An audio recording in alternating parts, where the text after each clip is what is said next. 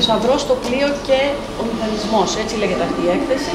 Και επιτέλους, από το 1900 που βρέθηκε αυτό το ναυάγιο, 112 χρόνια αργότερα, βλέπουμε την πλήρη συλλογή των ιδρυμάτων και πολύ σοβαρές μελέτες που μας λένε τι ήταν αυτά τα πράγματα. Θα ξεκινήσω λοιπόν, όπως θα ήταν σωστό, να τοποθετήσω όλα αυτά τα πράγματα που θα δούμε και για τα οποία θα μιλήσουμε σε λίγο στο ιστορικοκοινωνικό τους πλαίσιο, στο οποίο μπορεί να βοηθήσετε κι εσείς λίγο, κάτι θα ξέρετε κι εσείς. Κοιτάμε λίγο το χάρτη. Είμαστε στην Ανατολική Μεσόγειο, έτσι, Μικρά Ασία, Αιγαίο, Ελλαδικός χώρος, Ιταλία, Σικελία και σκεφτείτε λίγο και εδώ κάτω γιατί μας ενδιαφέρει πολύ, Βόρεια Αφρική, έτσι, Φινίκη, Συρία, Αίγυπτος. Βρισκόμαστε στον πρώτο προχριστιανικό αιώνα. Να προσπαθήσουμε λίγο να ανασυστήσουμε αυτή την εποχή. Τι εποχή είναι αυτή? Τι είναι ο πρώτος αιώνας, δηλαδή από το 100 ας πούμε, π.Χ. και κάτω. Από αυτά που είμαστε από το σχολείο, ας πούμε, είμαστε πρώτος. Ελληνιστική εποχή, έτσι. Πρώτος αιώνας. Ρωμαϊκή κατάκτηση. Είμαστε στη Ρωμαϊκή κατάκτηση. Είμαστε στο τέλος της ελληνιστικής εποχής και στην αρχή της Ρωμαϊκής. Αυτοκρατορία στη Ρώμη. Ναι, δεν έχει αρχίσει ακόμα, θα αρχίσει σε λίγο. Βρισκόμαστε λοιπόν πριν από το 31 π.Χ., δηλαδή πριν από την Αρμονία στο Άκτιο, που είναι το τέρμα των ελληνιστικών χρόνων, έτσι, η κατάλυση του βασιλείου των Πτολεμαίων, της Κλεοπάτρας, πριν νικήσει ο Οκταβιανός τον Αντώνιο και την Κλεοπάτρα και φτιάξει αυτοκρατορία. Άρα χρονικά είμαστε σε μια τέτοια εποχή. Ωραία, να δούμε τι συμβαίνει αυτή την εποχή. Αυτή την εποχή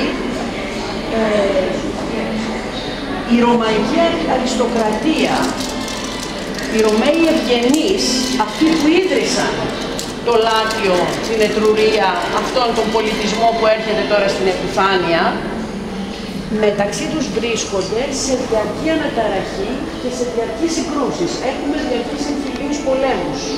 Σε όλη αυτήν εδώ την περιοχή, οι ελληνιστικές πόλεις της Μικράς Ασίας, θυμόμαστε καμιά ελληνιστική πόλη, υπάρχουν εδώ ήδη κάποιες χαρακτηριστικές, Πέργαμος, Έφεσος, Μίλητος, Ρόδος, σπουδαίο μέρος, Κνίδος, έτσι, Κος. Αυτές εδώ οι περιοχές που είναι οι μεγάλες ελληνιστικές πόλεις, μαζί με τις περιοχές που δεν βλέπουμε εδώ, της Βόρειας Αφρικής, της Συρίας, της Φινίκης, ας πούμε Αλεξάνδρεια, έτσι, αποτελούν τους χώρους μέσα από τους οποίους διαμεσολαβείται το εμπόριο από την Ανατολή προς τη Δύση. Για να φτάσει κάτι στο λιμένα των Ποτιόλων, που είναι ο κεντρικός λιμένας από τον οποίο εισάγονται τα προϊόντα στην Ιταλική Χερσόνησο, για να έρθουν από την Κίνα, από την Ινδία, σκεφτείτε, μεταξύ από την Κίνα, μπαχαρικά από τις Ινδίες, πολύτιμα υλικά, μυρωδικά και μπαχάρια και άλλα υλικά από τον αραβικό κόσμο, από όλη αυτή την περιοχή, για να φτάσει κάτι εδώ, πρέπει να μαζέψουν τα πράγματα από την Ασία στα λιμάνια εδώ, να φορτωθούν σε καράβια και να ξεκινήσουν ένα μακρό ταξίδι, το οποίο ή θα περνάει από τη Ρόδο, που είναι η μεγαλύτερη δύναμη ναυτική αυτή της εποχής, ή από την Κρήτη, οπωσδήποτε από τη Δήλο, που είναι το κέντρο του διαμετακομιστικού εμπορίου, του τραπεζικού συστήματος, του εμπορίου δούλων και πολλών άλλων πραγμάτων αυτή την εποχή, η Εύβοια επίσης και ο Πειραιάς. Αυτά είναι τα σπουδαία μέρη σε αυτή την περιοχή και το σπουδαιότερο εξ όλων, το μεγαλύτερο λιμάνι στο οποίο μπορούν να δέσουν καράβια όλων των μεγεθών, είναι η Αλεξάνδρεια. Είναι η Αλεξάνδρεια της Αιγύπτου. Δηλαδή το ουσιαστικό μεγάλο ταξίδι του εμπορίου είναι Αλεξάνδρεια-Ρώμη. Για να φτάσουν τα πράγματα όμως εδώ, να πάρουν και το σιτάρι της Αιγύπτου, αφού έχουν φέρει όλα τα άλλα από όλο τον άλλο κόσμο, πρέπει να διασχίσουν τις θάλασσες, να ποντοπορήσουν την Ανατολική Μεσόγειο.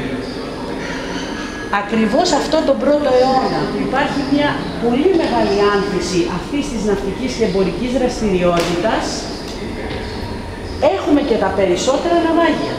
Είναι φυσικό να έχουμε και τα περισσότερα ναυάγια σε αυτή εδώ την περιοχή. Γιατί σε αυτή και όχι σε άλλη, για τους λόγους που είπα προηγουμένως.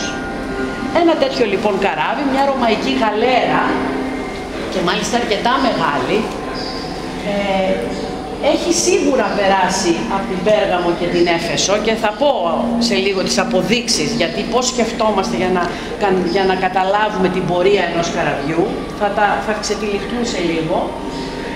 Έχει κατέβει, έχει σταματήσει κατά πάσα πιθανότητα στη Δήλο και πορεύεται προς εκεί που πρέπει να πορευτεί, αλλά τους βρήκε ο καιρός και όπως ερχόταν εδώ, σε αυτή εδώ την περιοχή, 25 μέτρα μόνο από το ακριανό ακροτήριο, αυτό που λέγεται Γλυφάδα, στα Αντικήθυρα, το καράβι αυτό πήγε στον πάτο της θάλασσας. Αλλά πώς το μάθαμε εμείς αυτό? Εμείς το μάθαμε σε εξής.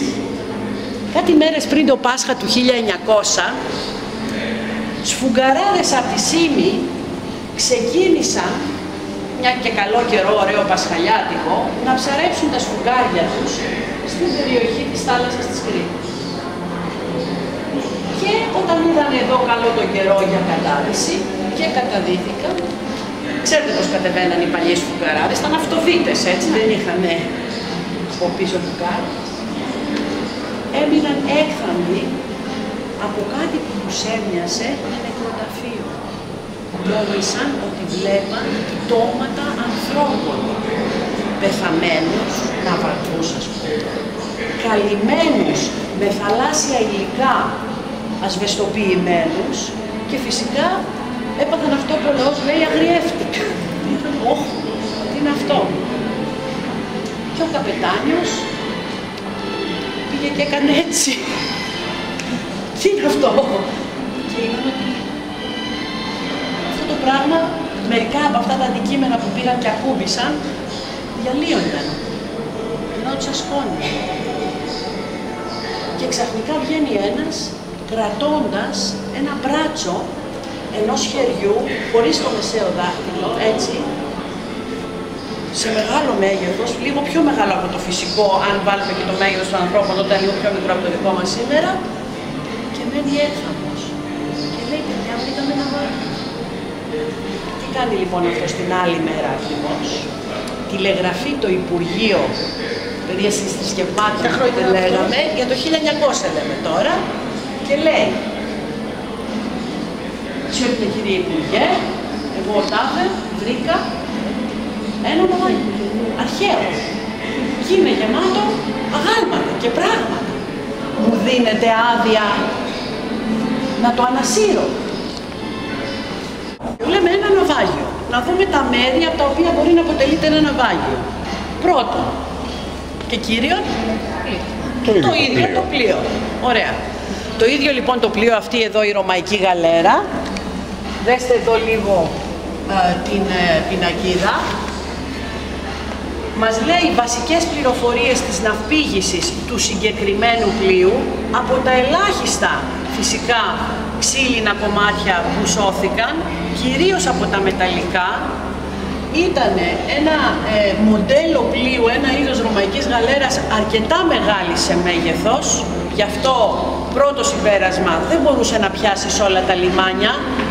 Μόνο σε λιμάνια που επέτρεπαν τον ελιμενισμό αυτού του μεγέθους πλοίων θα μπορούσε να πιάσει. Άρα αποκλείουμε τα περισσότερα λιμάνια και μας μένει Πέργαμος, Έφεσος, Δήλος, Αλεξάνδρεια, Ιταλία.